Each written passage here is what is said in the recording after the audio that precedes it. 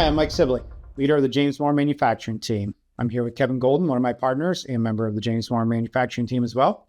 Today, we're joined by a special guest, Tomas Sjostrom. Tomas is the president of James Moore Advisory's Technology Solutions Consulting Department. Tomas has 28 years of helping businesses implement, build, and sell technology services, and with a big emphasis on cybersecurity, which is why Tomas is joining us today. On today's episode, where we are discussing cybersecurity and recommendations to secure your technology environment. Obviously, cybersecurity has been a huge issue constantly. Every business is always at risk. There are certainly things that can be done to mitigate or reduce the risk. But for manufacturers, I look at it as something that sometimes they're not even good. Everybody considers sort of not only the mainstream computers, servers, maybe, but they also have equipment that's at risk. And, equipment connected to networks are at risk. They're sending CAD files. And so we want to spend a little bit of time talking about what is cybersecurity, why is it, all these different topics are surrounding it, and then maybe some key steps that can be taken, immediately or in the short term to assess or address some issues. So Tomas, welcome. Glad to have you on today. Thank you so much, Mike. It's a pleasure. Tomas, what exactly is cybersecurity? I mean, it's such a hot word, such a hot topic, and probably broadly used. But what all is really encompassed when we say the word cybersecurity, and why is it important? Why should we as business owners in the manufacturing community care about it? Yeah, so I think the practitioners and experts in the industry has done ourselves a disfavor by overcomplicating cybersecurity. I mean, it can get very technical for good reason, but it also means that it becomes too complex to understand and grasp, and it just sounds big, expensive, and scary, and things like that. I'd like to focus on three simple things. It's really just any kind of measures, technology, or procedures that you have in place to protect your computers, your network, and the data or information that you have in your network. That's really all there is. And from a broader perspective, what you need to do is you need to be on top of your assets. You need to know what you have that is of value, whether that be some kind of manufacturing machine or data, customer data, or anything like that. And that's what you need to focus on protecting, basically. So does that mean, Tomas, it sounds like really it's some level of risk assessment, risk planning, contingency planning, but it sounds like really understanding what do I have to protect? Yeah. And then you'd be surprised how often we see businesses, they miss the first part, and that is to understand your assets, whether it be computers or data or just business information. They don't know where they have it. And if you don't know what you have, then it becomes very difficult to protect. You're totally correct that there's a risk aspect of it. It can get very expensive. So you need to understand the value of your assets. You need to understand what threat you're under. Certain businesses might be subcontracting to the military, and they might be target of nation state actors. Well, that's a very high threat profile, which means you're going to have to do more to mitigate any risk of a breach or anything like that. Other companies do not have a very high risk profile, so they shouldn't invest as much in cybersecurity. It's all about getting the right level for your business. So when you think about that, just kind of building off of that, I think sometimes smaller companies tend to think, hey, I'm not a target, or it's just those large guys, or maybe the high profile ones that are working with, the military. And so in combination with that and the fact that, everybody, I think a lot of people think of cybersecurity as protecting from an outside hacker that is, in a dark room, in a basement somewhere, trying to just steal. But that's not necessarily the only threat that's out there. And it's not just for big, high profile businesses. Can you kind of expand on that threat profile? Yeah, I have to say that, I've been around for 28 years in the industry. I worked with cybersecurity from the beginning. And the threat profile has changed a lot over the past, 20 years, where nowadays I would say that anyone is a target. It's not so much that the bad guys or the threat actors are targeting your specific business initially. They will find an exploit and then they scan the whole internet after companies that have that opening or exploit. And then in many cases, they will sell that network access to someone else. And they might be interested in targeting your business, or they might just be interested in making some money. And I kid you not, I mean, you can buy access, you can buy an account on the dark web for anywhere from $10 to $120. And you don't have to do anything. There you go. You have access to a network. And then you go to a ransomware as a service provider, excuse me, and you might pay a little bit more, but you get the toolkit to basically ransom that company. So, Thomas, is it safe to say that, I mean, given that, it's not always what it seems, and you said most companies probably you kind of miss that first simple thing of knowing what you have that is a value, right? Would you say then, is it too broad of a stroke to say that most companies then maybe not publicly traded, but maybe privately owned mid-sized businesses, $5 to $100 million, probably underestimate the threats that may exist given, hey, I'm not a big guy. Hey, I'm not, a publicly traded Fortune 500 company. But like you just said, there's a lot of different reasons why someone may still want to access, from making a little bit of money to then using them as a guinea pig, it sounds like, for accessing others. Yeah, no, you're totally right about that. For me, it's two perspectives. One is everybody needs to understand that they are a target. It is so easy nowadays to scan large IP ranges to find targets and things like that, and it's so fast. So everyone is a target, and with that said, things can get a little bit scary. But the protections you need to put in place.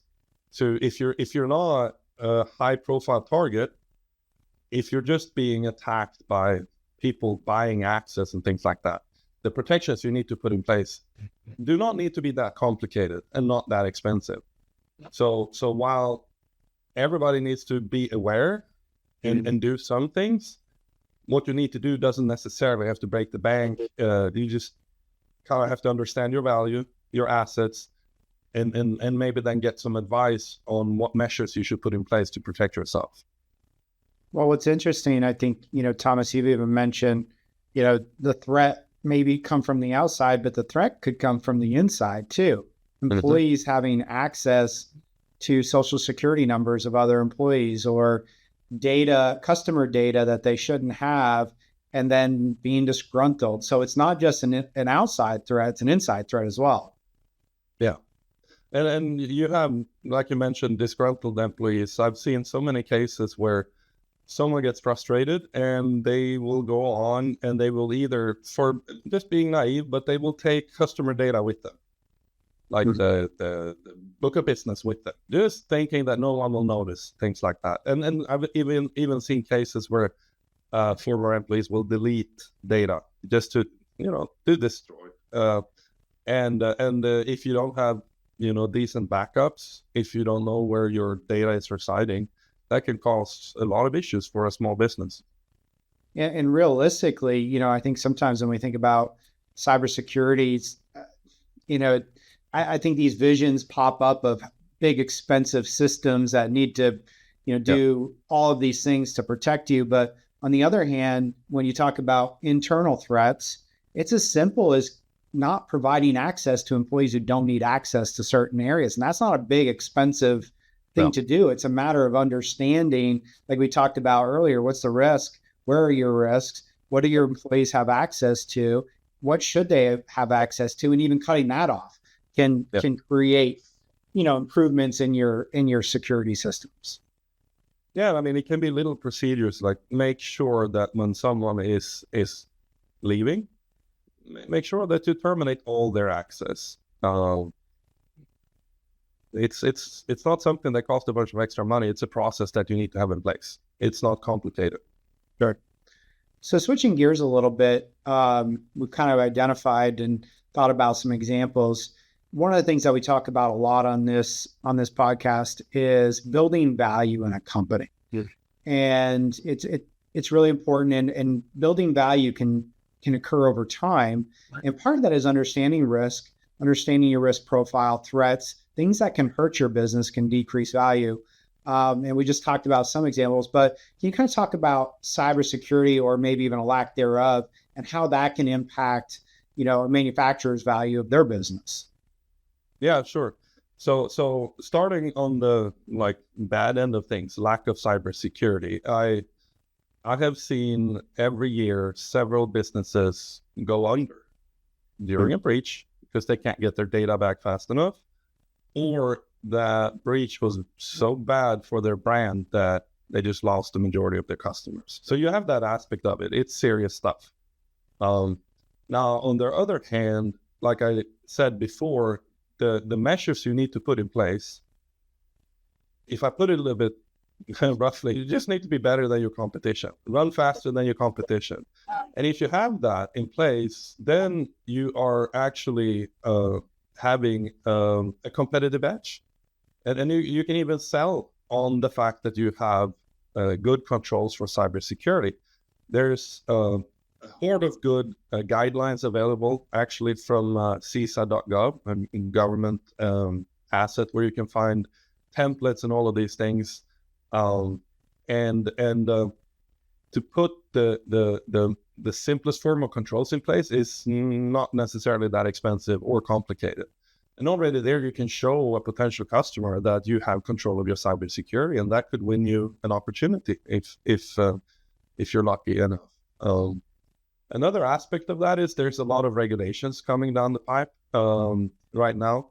We have here in Florida, we have the Cybersecurity Incident Liability Act that sort of supposed to create a safe harbor where you will not be liable for a cyber breach. Mm-hmm. In case you have cybersecurity controls documented and in place. So again, that's a competitive edge. Make sure you understand that and implement that as fast as possible.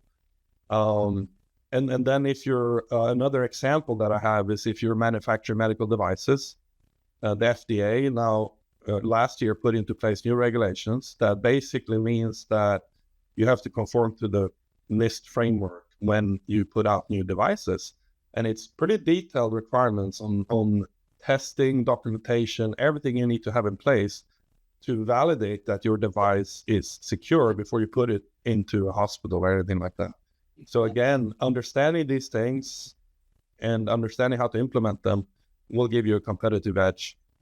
Well, and that's not something, I think jumping back into the Florida Cybersecurity Liability Act, or, that obviously must have a framework that says, hey, if you do these things, yep, whatever they are, and I'm sure you're all over that stuff with our clients and things like that, but whatever those are, if those are in place, it limits your liability here. So it's, definitely in terms of going back to value, if you're following that and maybe you're selling your business, having that in place is something that's going to probably help you get through due diligence at a minimum. Yep. But I think in terms of, thinking about that, we talked about understanding your risk profiles, doing a risk assessment, but also understanding what there are regulations and rules out there that can limit liability or increase your liability if you're not, I guess is the way to put it. Yeah. Yeah. And just to your point, they have put out pretty decent templates and guidelines on how to implement these controls. So, no one is probably a fan of regulation, but when it comes with supporting documents and guidelines and things like that, I like that. Then you put some restrictions in place, but you also enable everybody to follow them. I think that's very good. Well, I think the other side of that is, yeah, everybody, a lot of business owners want the least amount of regulation as possible. But if you already understand you need to protect yourself, why not add into that and make sure, hey, if there's a box I got to check or another step, maybe I've got, 9 out of 10 steps, but the 10th step will put me in compliance. Hey, let's do the 10th step. So it comes from understanding what those are and saying, hey, I need to protect myself anyway. So let's see what these regulations are. Let's adopt them so that way I'm in conformance already and I'm protecting myself and my IP, my employees, my customers, all those different things. Because I think you made a great point.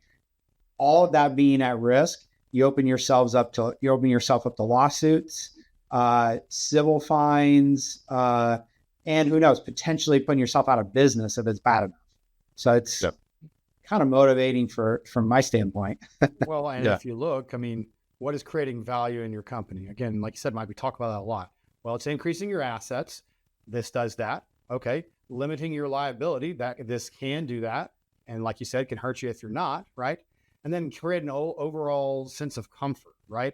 Whether that's with, like you mentioned, medical devices and getting things passed to where you can actually function and operate on getting your devices out to the market, or whether it's going through a due diligence period and someone knows this has been taken care of, this is a less of a risk, something I don't have to worry about as much. All those things are going to add value. And this just checks all those boxes, not simply just preventing the Mayday, oh my gosh, something bad's going to happen kind of scenario. So that's I think it checks all those boxes on how we talk about a lot of times on creating value inside your company. But Thomas, also, at least initially when I think of cybersecurity, I think of, okay, that's something, either a software or procedures I'm going to have to implement now to prevent something bad from happening, and then I'm done, right? Other than updating those every few years, maybe revisiting them for the latest and greatest, if it's software or something, then I'm done.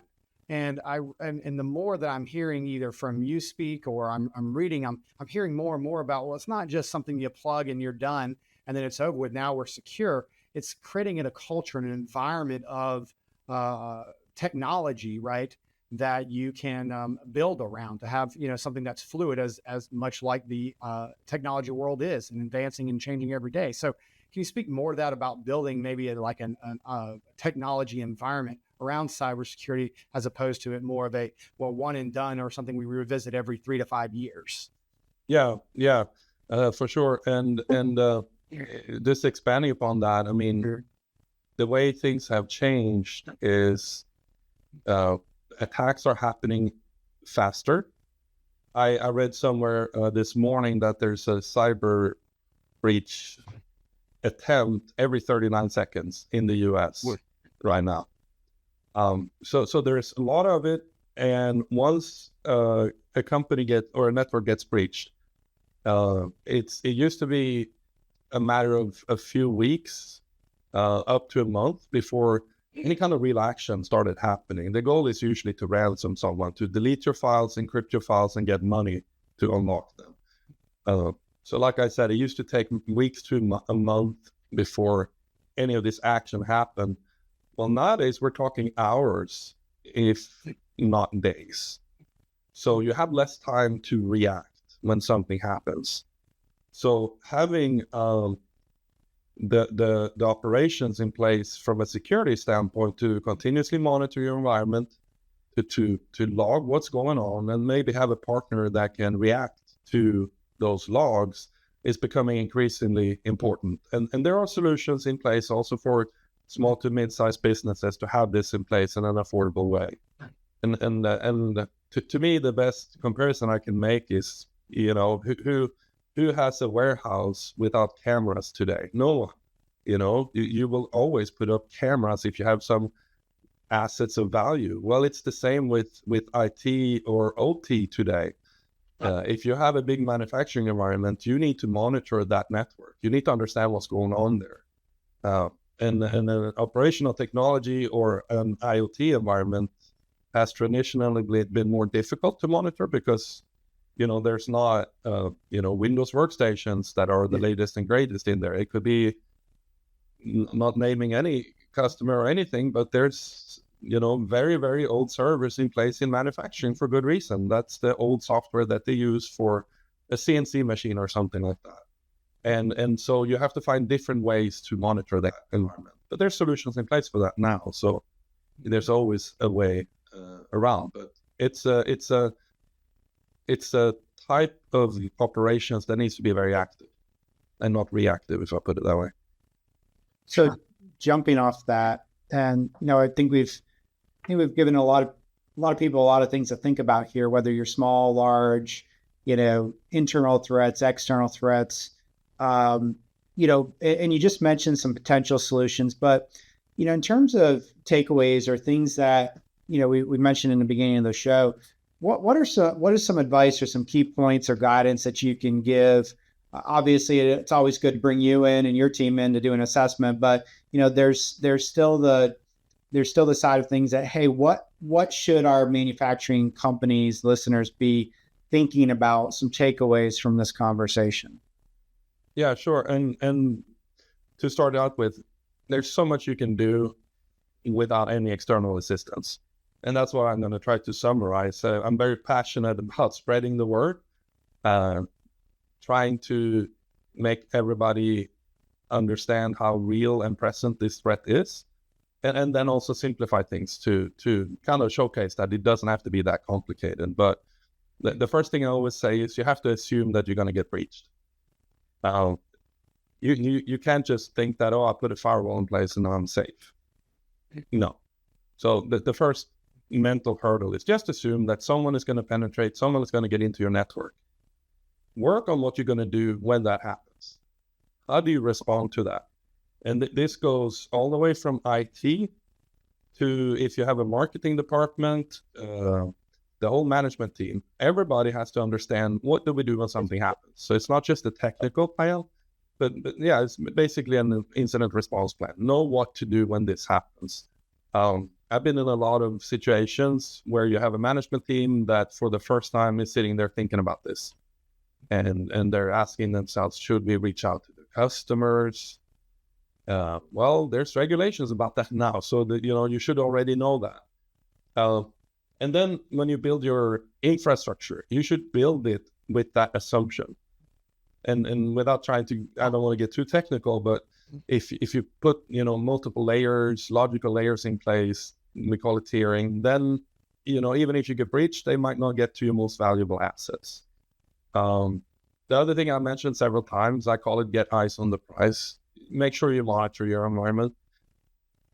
Just somewhere, somehow, you might not be able to afford 24/7 monitoring by the best ones out there, but try to make sure that you get the logs and that you retain the logs from your systems, and try to find a way where someone at least daily is looking at these logs. The best thing is if you monitor them 24/7, but I understand that some businesses might not be able to do that or afford that.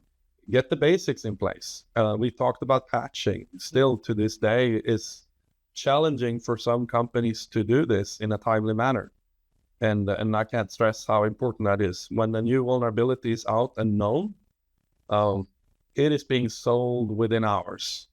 And the number of attacks using that vulnerability is in the thousands. It goes really, really fast.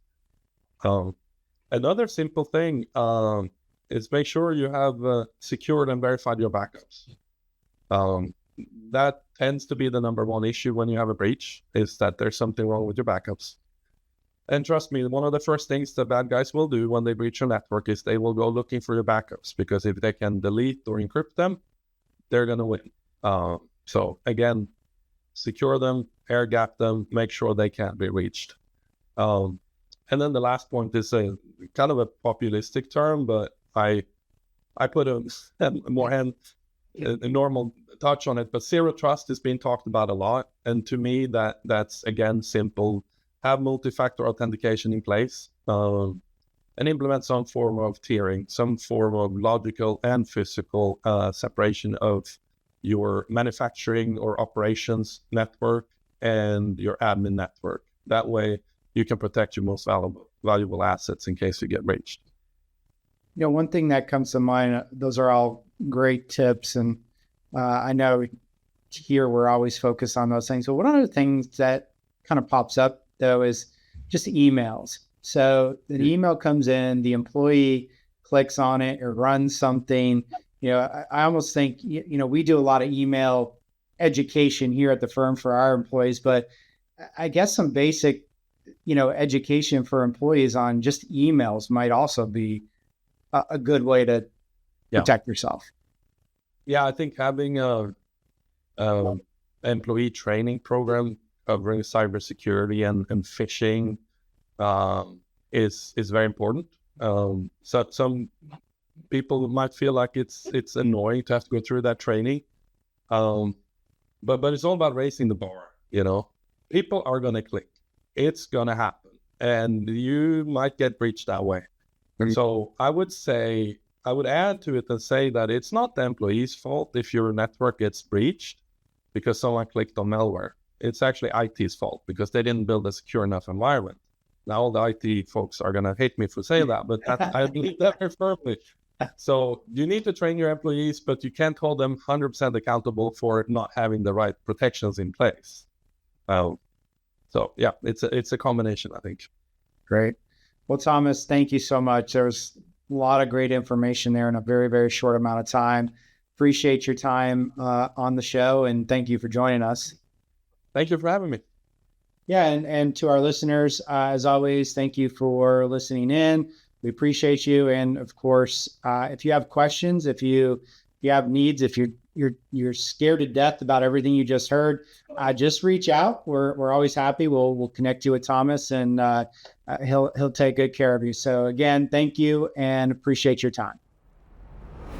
To learn more about James Moore & Company's manufacturing services, go to jmco.com. And don't forget to subscribe to our More on Manufacturing series to receive updates when new videos and podcasts are released. If you'd like to be a guest, or if there's a topic you'd like to see covered on a future episode, contact us on our website. You can also follow us on social media for more news as the landscape on manufacturing continues to rapidly evolve.